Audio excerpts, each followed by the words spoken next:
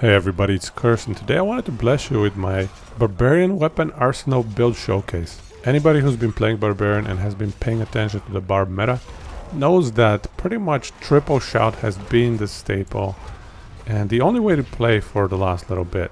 However, I've been grinding the level 100 push with my Weapon Arsenal Barb without any cheeses, without running Champions Demise over and over, and without even running multiplayer too much. And you can see I'm level 87, 88 right now, so still a bit of a ways to go.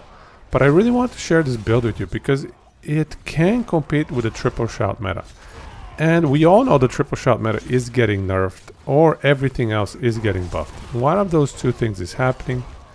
I'll show you why in a little bit if you haven't seen the Barb leaderboards. But given that that is the case, I wanted us to prepare for that with some builds that bring variety and bring a cool gameplay as well. I think Weapon Arsenal is one of the coolest new additions to Barb that has not been there for previous iterations of the title and of the Barbarian class. So you can get great DPS with it. The damage reduction side can be a bit of a problem though, because you're not running challenging shout. Everything else is fairly comparable. Anyway, I'll show you everything about the build in terms of itemization, skill choices, etc. And I hope you get to try it out. If you do enjoy the build guide, I would love it if you liked and subscribed, and join me on Twitch as well, as I'm close to getting 100. I should be there within the next 2-3 days. So if you enjoy challenging the meta like I do, please come and support the channel. Oh, and here's the Barb meta I was talking about. This website tracks all their Barb builds across softcore and hardcore. And you can see absolutely everybody's running triple shout. Level 100, level 199s, everybody's running triple shouts. Some people like Rob have started experimenting with different builds other than Whirlwind, but pretty much everybody that got to 100 already did so running Whirlwind. So Barb is in a bit of a boring state right now. So let's try to bring some fun into it. Irashaimase!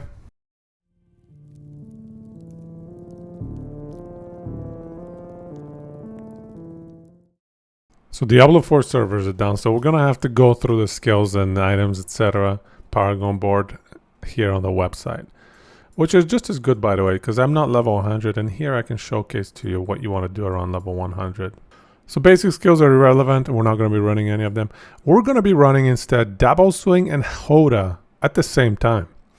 Double Swing is basically a great way to have a 100% uptime on vulnerable. This is its primary purpose. The damage is also not bad. And I think there are ways in the late game where you can scale it even better. And I'm going to be working on that in the future. But at the point where this build is at right now, around level 80-90, Double Swing is just a secondary source of DPS. And it's only about 20% of our DPS. Hoda is our primary damage source. So that's why we have it maxed out. And we're running the usual nodes for a DPS Hoda build. Ground Stomp is great for enabling our damage on stun abilities like Fury for Double Swing, and then we're running a damage on stun two-handed legendary aspect as well. So Ground Stomp is perfect for that. It also reduces the cooldown of our ultimate, so we need a source of unstoppable, and Rallying Cry is just that. The Fury generation is not really necessary. We have almost sufficient Fury as it is, especially as I get a few more late game items. Rallying Cry is not going to be needed for Fury. It's mostly just for Unstoppable. It's probably the easiest source to get Unstoppable. The other option is Iron Skin with the Iron Skin legendary aspect, but Iron Skin just doesn't feel that great. You can't activate it at max HP. It's just a clunky skill altogether.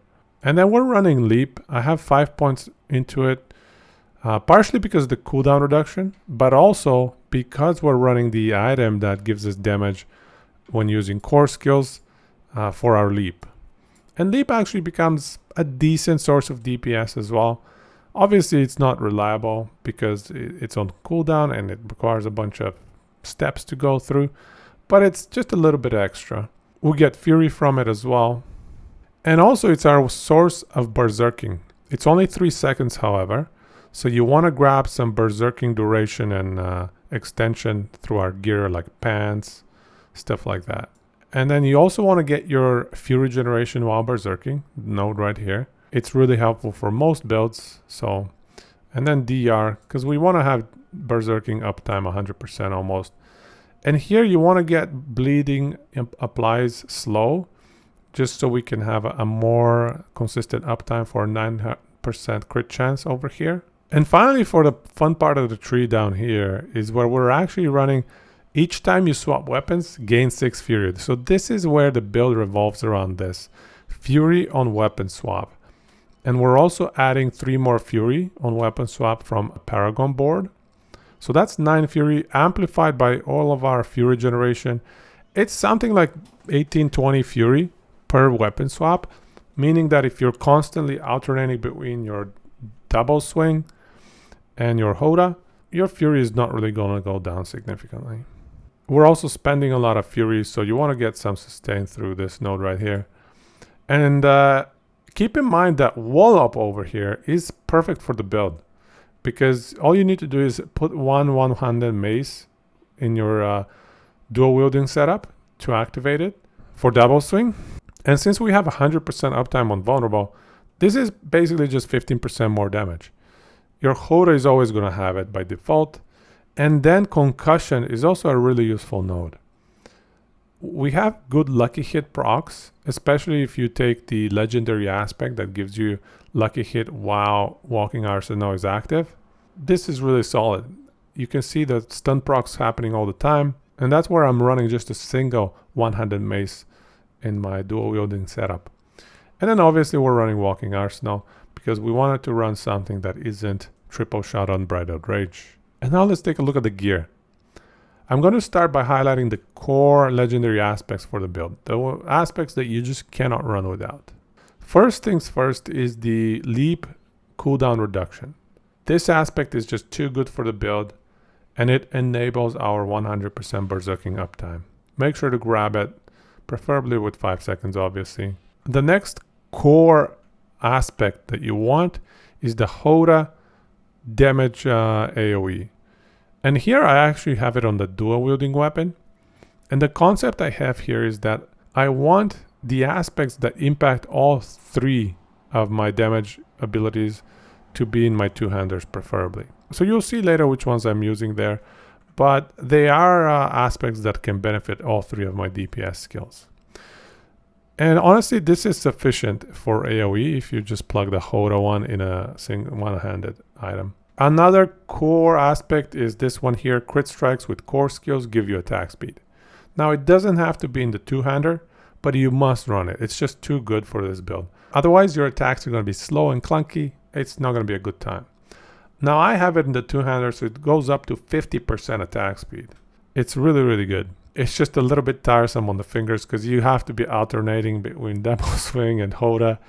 So it can get a little bit tiring from that perspective. And then this defensive aspect of generating Fortify on lucky hit while berserking is also core to the build. We need a source of Fortify. And this is one of the ones that we leverage primarily. I'll show you in the Paragon skill tree how you can potentially replace that, but definitely consider running this.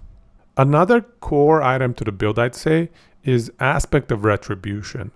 We have so much uptime on stun, it doesn't make sense not to be utilizing this. It gives us 40, and if you put it in a two-handed weapon, 80% damage against stunned enemies. So I have it in the two-hander because I wanted to benefit on my double swing and my Hoda and my leap. So you can see the concept there. One more core aspect is Ghost Walkers. The movement speed is nice, but what we really want is moving freely through enemies. That's just too good. You gotta have that. Preferably, I think, in the boots, not in the amulet. The amulet slot is too valuable. So I would swap these around a little bit. This is how I have my character currently set up, but some of these can be slightly optimized here and there. And those are the core aspects for the build, I'd say. Other than that, the remaining aspects are also really good, but some of them are less necessary than others. So for example, I think Exploiter's aspect is great because in prolonged fights, so if you're pushing high tier dungeons, enemies, especially elite enemies, will become unstoppable if you stun it too much eventually. And so in that case, getting 50% more damage is great. But this is just not very useful for lower tier dungeons when you're just smashing everything with one hit. So consider having this as an extra weapon, extra glove that you utilize when you go into high tier pushes. I'm also running the leap damage aspect in my second dual wielding weapon. We don't need it to be 600%, 300% is fine. And you can't rely on leap damage too much anyway because it's on a cooldown and it requires 15 hits to activate. This one you can also swap for something else and just rely on the DPS from double swing as well as Hoda. This is not a mandatory aspect right here. And then another aspect that I'm running is Luckbringer's aspect. So here you can see we're getting extra lucky hit chance as long as we have the Walking Arsenal Key passive active. This is great because we're going to be having that aspect active all the time. So that means more stuns and more procs of other kind if you have. Like I have resource generation procs in my gloves on lucky hit, so that's really good for that as well. And then you can have extra armor aspect right here, as well as the bubble. So the bubble aspect, the reason I love it is because it gives you 5 seconds uninterrupted damage time. It's a combo breaker for enemies. If you're stunned and a bubble pops up, you're good, you're fine, you can now get out. So it's kind of an extra source of unstoppable when things get hairy. It also cancels out poison. So against one of those poison dungeons where everything explodes and gives you poison more than your entire health pool, the bubble can be a lifesaver. And I'm also running Fury Generation on, again, Walking Arsenal Key passive. 36% is quite significant. Making sure your Walking Arsenal Key passives are always active. It's a cool playstyle. Gems are pretty obvious, nothing to mention there. For weapon technique, you want to be running two-handed sword for the bleeding source so that you can activate that 9% crit chance in the passive skill tree. And then let's talk a little bit about item affixes. For your weapons, you primarily want strength, crit damage, and vulnerability damage. I'd say every single one of your 4 weapons should have those 3. Then the 4th one can be a little bit of an open one that just to make itemization a little bit easier, because getting 3 affixes to line up is not easy. For your rings, you want crit chance, crit damage, vulnerable, fury generation. Max Fury is great as well because Hoda benefits from that. So all of those are good options. For your helmet, you benefit most from crowd control duration, cooldown reduction. Health is also good for helmet rings. It can roll up to over 1,000 health on helmet rings. And then for the rest, you want damage mitigation, movement speed on boots and amulet, cooldown reduction on amulet, berserking duration on your pants is great. Crit chance, attack speed on gloves. If you can get +4 on leap on pants, that's really good as well because it decreases the cooldown. And then even +3 to brawling skills on your amulet can be beneficial as well, just to get that cooldown ridiculously low. So yeah, that's it for the items. Now let's check out the Paragon skill tree. And this is quite intricate. So for the first one, I went with something that utilizes strength because you have the most strength nodes here. And you can see we can easily get 40 strength, but there's an extra 6 strength nodes if you decide to opt in for them. So that's a choice that you have, and you can bump up another 30% damage while berserking. The 10% DR is also a good option. And then next I have Carnage Paragon Board. And that's because I really like most of the rare nodes on it. So I think it makes sense to traverse through all of them. And you ideally want to have a Paragon board that you want to traverse in all directions and open up adjacent Paragon boards in that way. And in it, I've plugged in the vulnerable aspect. This one got nerfed significantly, so you don't really necessarily need to hit all the dexterity nodes. But you definitely want to get your berserking duration over down here. It's significant. You need as much of berserking duration as you can get. And you also want to get a little bit of damage versus elites. These are pretty big numbers down here. So once you've gone through here, I would recommend going straight up as you're leveling and getting Weapon Master. And basically beelining for this 3 Furies on weapon swap. Before that, you might need to run a basic skill together with your Hoda, because you might not have enough Fury generation without this node right here. When you get it though, you can easily swap into double swing Hoda, dual core action. In here I have the Blood Feeder glyph. I would actually recommend to start with the Mortal Draw glyph because it gives higher percent crit chance when you activate it, and it gives much higher damage numbers. I actually ended up swapping them later on just because this Paragon board down here gives me more dexterity for the Mortal Draw to benefit from. But yeah, Mortal Draw and Blood Feeder both fit in here fairly nicely. You can get a little bit of extra armor here as well, and that helps with damage mitigation. The attack speed here got nerfed significantly, so unfortunately these nodes are not as good nowadays. But it helps to be traversing through rare nodes rather than just going through all these white nodes. And then eventually you hit your 3 Fury on weapon swap. Then I would recommend going on this left side with Decimator, utilizing the Undaunted glyph for extra damage reduction primarily. And also Decimator is a good willpower Paragon board, so that's why it's good to combo it with Undaunted. And then the most important one is here, Bone Breaker. And that is because of how many dexterity nodes it has. You can see we have 9 dexterity nodes, 2 of them being +7, with very little investment of Paragon points. You can see we don't need to touch these ones on the right side that are overpower damage, etc., willpower. Those are not useful for our build. But running 9, almost 10 dexterity nodes gives us about 150% increased damage on weapon swap. That adds up quite a bit, and is one of the primary reasons this build can dish out significant damage. The 18% crit chance guarantee on swapping weapons, as well as this 150 damage increase. No other glyph gives you that much damage. So I love that they didn't nerf this one as much as some of the other glyphs. Another reason Decimator is really good is the vulnerable damage. You get 35 per node clump like this one. Here's another one with 35 right here. And that's 70% vulnerable damage. It is absolutely significant. And the final board I would recommend is Warbringer. Here you can plug the Wrath glyph for even more Fury generation with crit strikes. And the reason I have it at the end is because by the end game you'll have your crit strike chance quite high, so you're gonna actually have a good proc chance on that 3 Fury.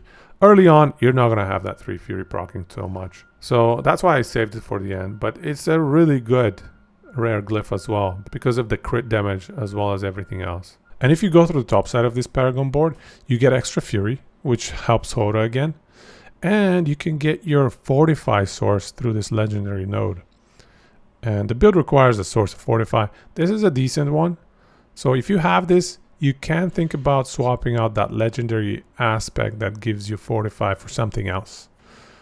That's a really good option right there. I haven't leveled up enough to actually have all these points right here, but I'm getting there. And so I'll test out whether this is sufficient or you require another source of Fortify on top of this. But yeah, that's it for the Paragon board. And now let's wrap up the video with some Nightmare Dungeon Tier 50 gameplay. Just so you can see the skill rotation as I'm going through from mob to mob. You basically want to leap in and stun right away if it's a boss. Otherwise, you just start going double swing into Hoda, double swing Hoda, alternating between the two. Double swing applies vulnerable, so that's why you want to cast it first, and then you go Hoda. If you're going into a big pack of 3 to 6 elites, you can activate Rallying Cry first, just to be unstoppable. I don't recommend activating Wrath of the Berserker after you jump in, because that's going to push enemies away on top of the knockback that Leap already does. And if you combine those two knockbacks, you're just going to push enemies so far away, you're not going to be able to dish out damage. That's one gripe I have with Barbarian, is like the skills that the Barbarian has are counter-synergistic to each other. It's a little bit frustrating. So yeah, make sure not to pop Wrath of the Berserker right away. Stun enemies a bunch of times and save Wrath of the Berserker for extra tough fights where you're gonna get hit by crowd control multiple times in a row, or pre-activate it before you jump in. That's a decent option also. Make sure to have 100% uptime on your Berserk, as well as on your weapon arsenal third attack from Leap, which means activating Leap every 5 to 6 seconds. Don't cast it every time it's off cooldown, because you can have it down to like 1, 2, even 0 seconds cooldown with enough items. But it's not good, it's not useful to cast it all the time, it doesn't do enough damage. You want to be utilizing your actual DPS skills, and Leap is mostly just a utility. And when you have 15 stack of leap damage, you can cast it and get some damage out of it. But yeah, that's the build that I'm currently running. It's been a lot of fun, but it's nice to utilize something that hasn't been an option for barbarians in previous Diablo games and even in other games at all. Swapping between different skills. I do think that there isn't enough support for this playstyle from a legendary aspect as well as itemization perspective, but there's a lot of potential, so hopefully you get to try this out, and I think we can optimize it a little bit as well. I have a few different ideas, and as I farm up a few items and get better and get level 100, I'll be pushing Nightmare Dungeons and see how far I can take this build. So if you're excited to just challenge the meta, try out different builds, and have some fun going that way, make sure to check out my channel, like, subscribe, join me on Twitch because I'm streaming every day these days for this week and next week at least. And come check out the level 100 grind because I'm getting close. It's gonna be Saturday or Sunday, I'm pretty sure. So come have some fun. Anyways, that's it from me. Take it easy. And go chiso sama deshita.